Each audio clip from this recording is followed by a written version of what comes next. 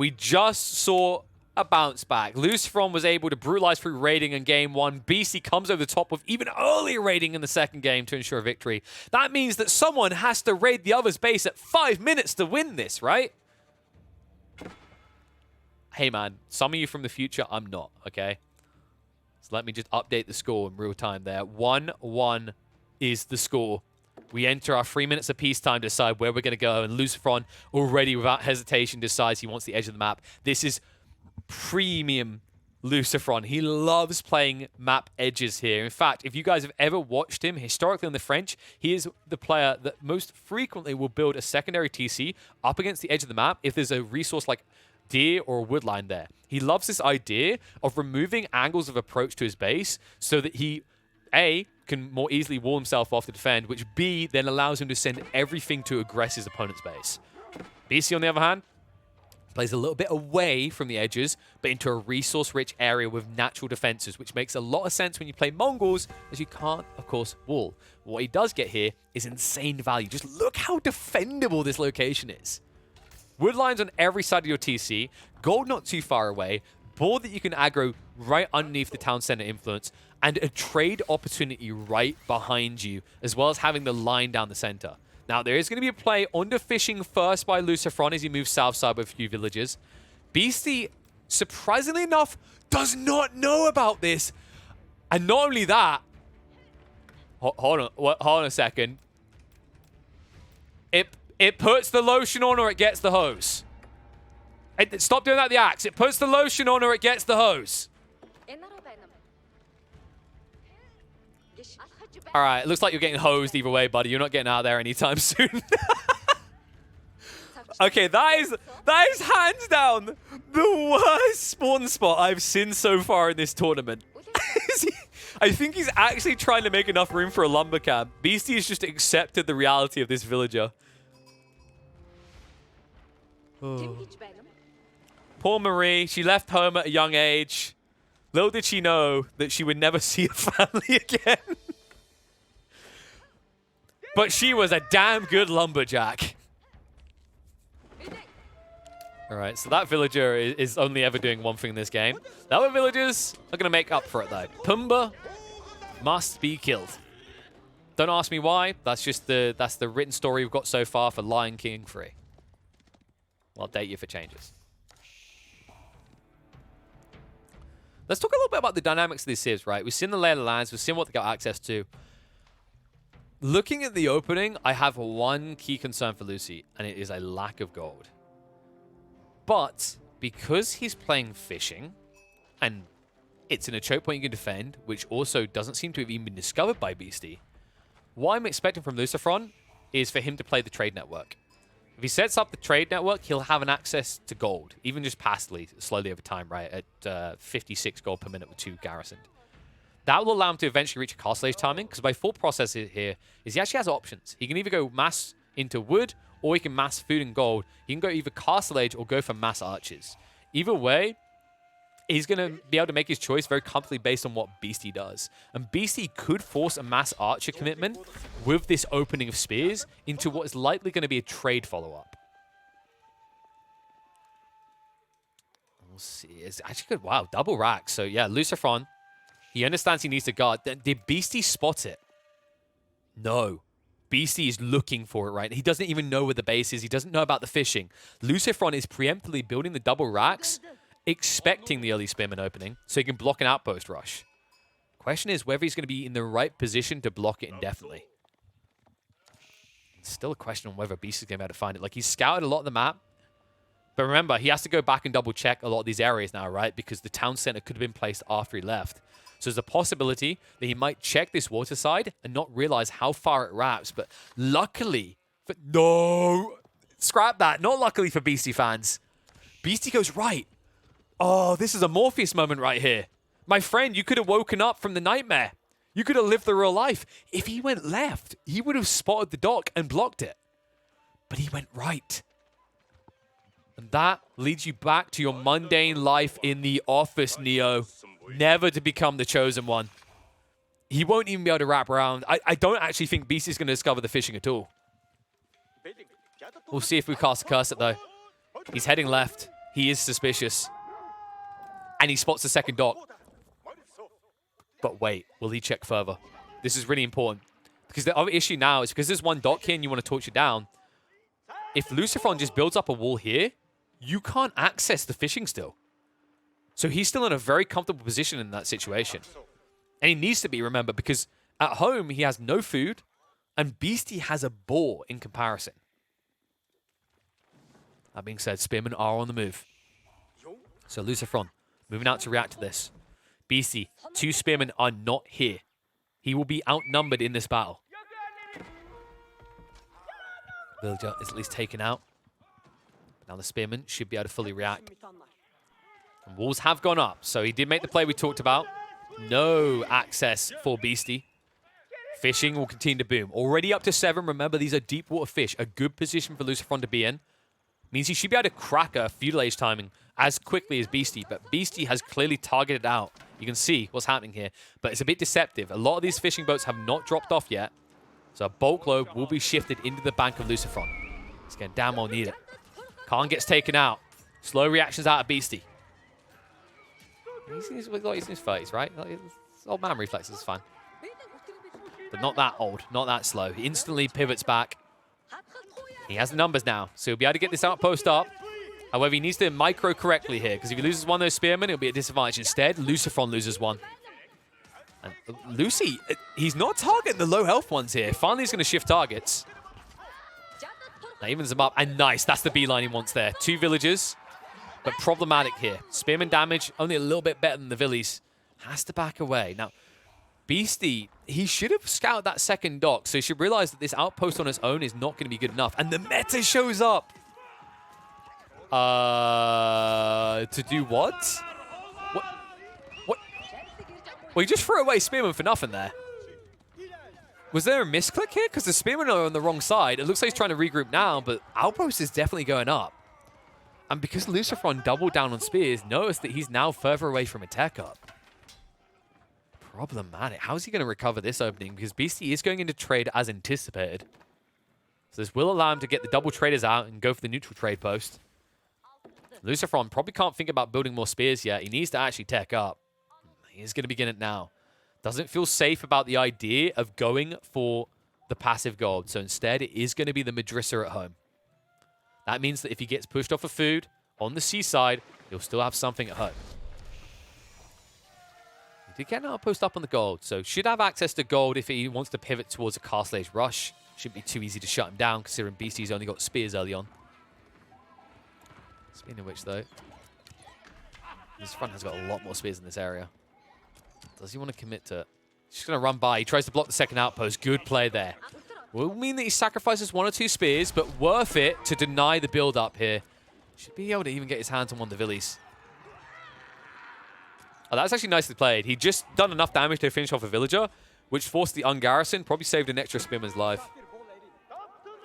Most important here is the extra outpost doesn't go up. That's all Lucifron's prioritized with. Meanwhile, at home, Beastie should be pivoting towards trade, but feels like he's a little bit stretched thin. Finally sets it up.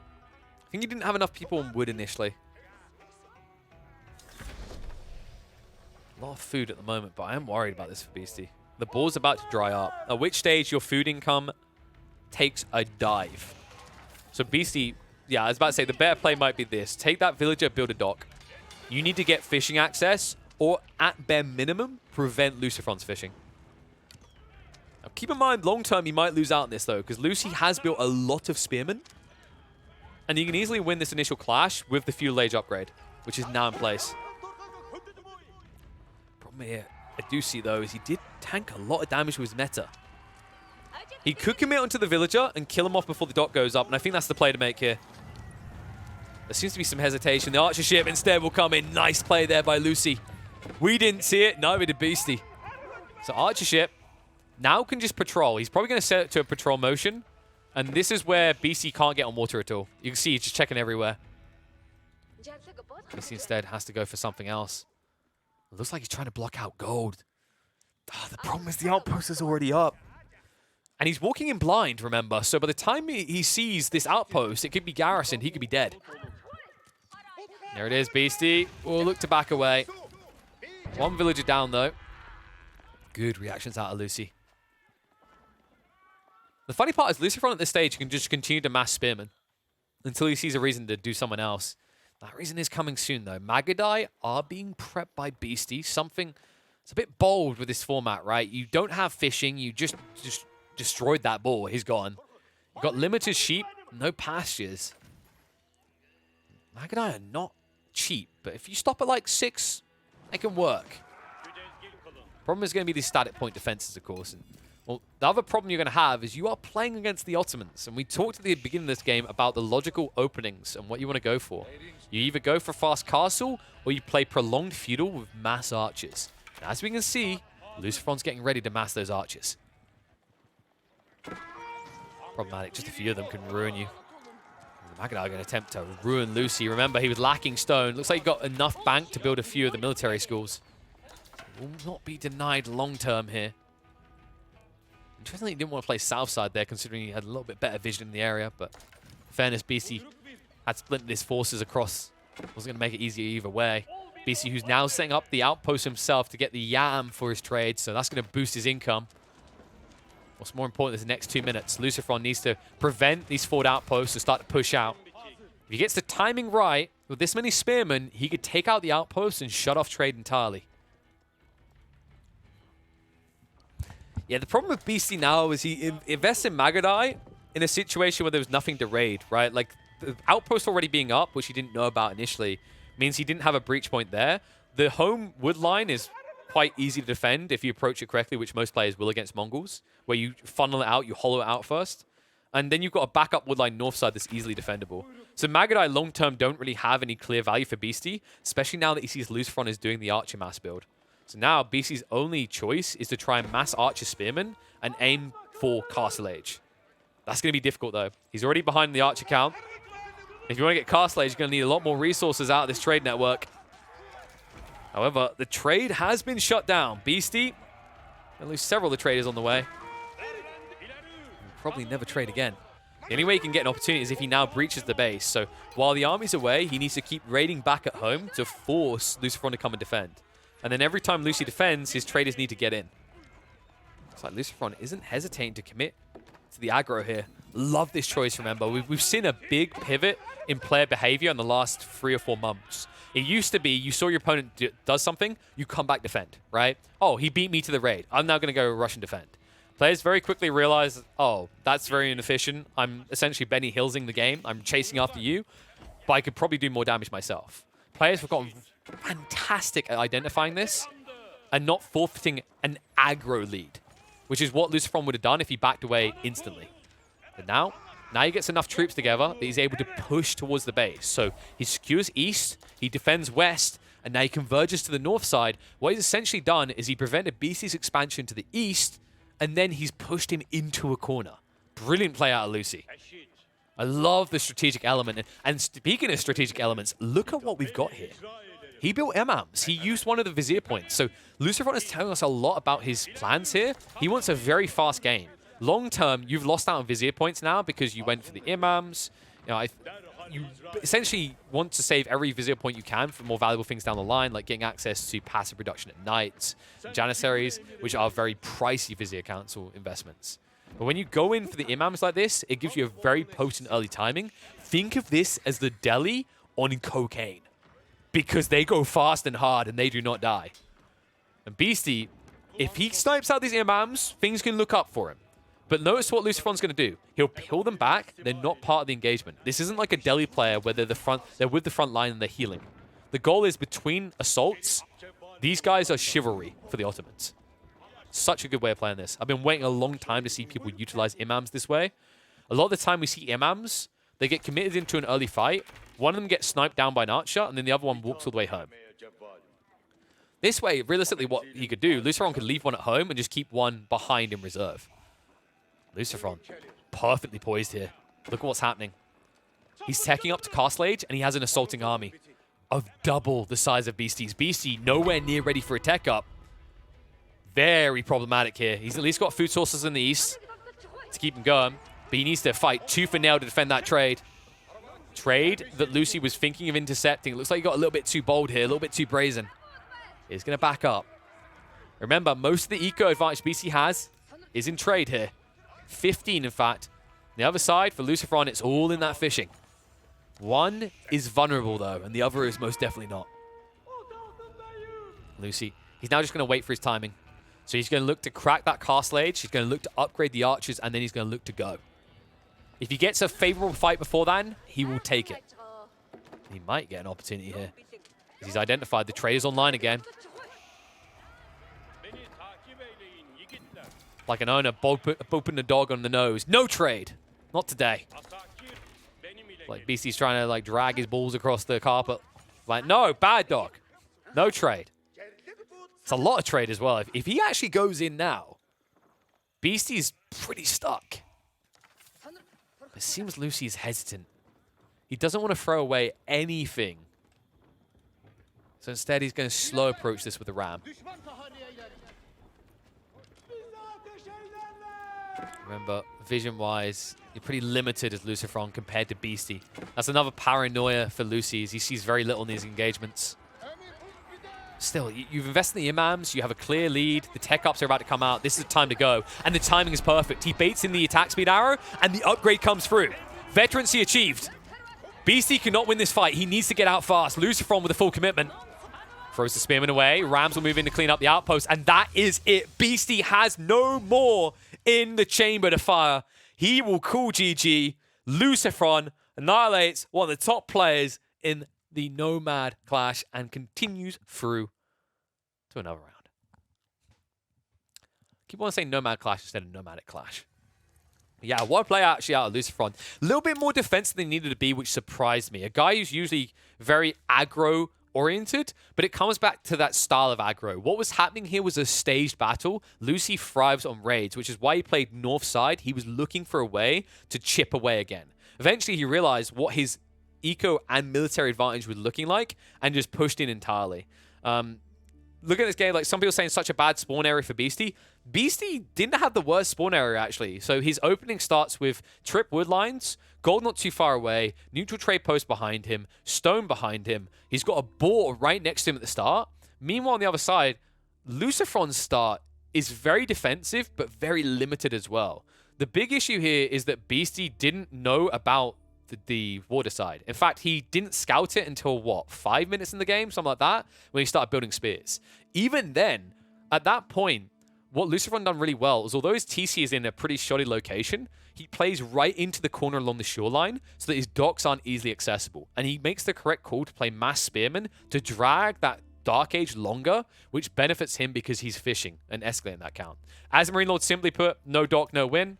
And that's the problem, right? At that stage, BC's in for a penny, in for a pound on aggro play. He can't commit these villages to a dock easily. By the time he tries, he's too late because he A, needs to get an outpost up to defend first, and then he needs to get the dock up. Lucifron kept delaying him with that. And then if he goes to the dock play, by the time he's doing it, we saw what happened. Lucifron has made Feudal Age, he's made one archer ship, GG. Like, it really is that simple, folks. Like, once you get one archer ship in those situations, you've GG'd your opponent. BC made a decent play to try to get back into the game off the trade. He actually had quite a big trade network. But I think Lucifron was very clean with his execution after that point. The play into Imams is a very heads-up play, one that people don't make that frequently, I'd say. At least, even the games I've been watching recently, Ottoman players, a lot of people don't do it. And when they do, they lose the Imam in the first 2 fights, something that Lucifron made sure he didn't do.